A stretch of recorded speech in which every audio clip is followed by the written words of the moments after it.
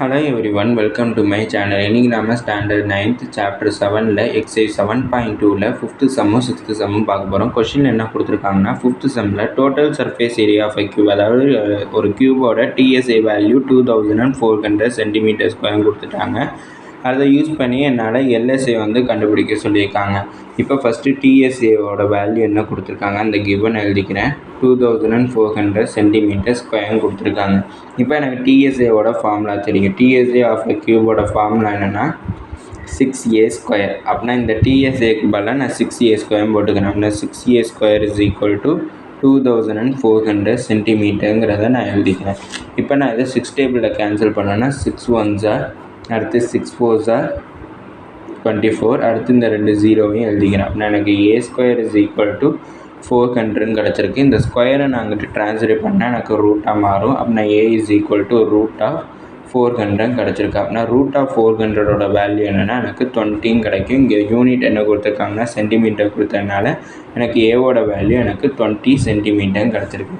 அடுத்து என்ன கண்டுபிடிக்க சொல்லியிருக்காங்கன்னா அதோட லேட்ரல் சர்ஃபேஸ் ஏரியா கண்டுபிடிக்க சொல்லியிருக்காங்க. லேட்ரல் சர்ஃபேஸ் ஏரியாங்கிறப்ப எல்எஸ்ஏ ஆஃப் அ கியூப் கண்டுபிடிக்கணும். அதுக்கு ஃபார்முலா என்னென்னா எனக்கு 4a ஸ்கொயர். அப்படின்னா 4 இன்ட்டு ஏ ஸ்கொயரோட வேல்யூ என்னங்கிறத கண்டுபிடிச்சிருந்தோம்னா 400, அதை நான் சப்ஸ்டியூட் பண்ணிக்கிறேன்.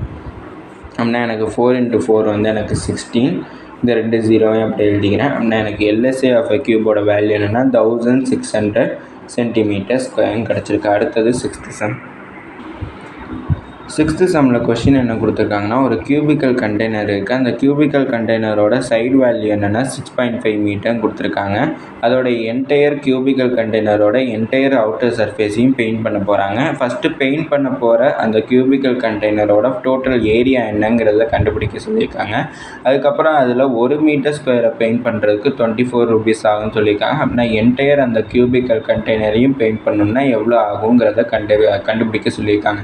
என்டையர் அவுட்டர் சர்ஃபேஸையும் பெயிண்ட் பண்ண சொன்னதுனால நான் எந்த ஃபார்முலா யூஸ் பண்ணுறேன்னா டிஎஸ்ஏ ஃபார்முலா யூஸ் பண்ணுறேன். நான் டிஎஸ்ஏ ஆஃப் அ கியூபோட ஃபார்முலா எனக்கு என்னென்னா 6a ஸ்கொயர்.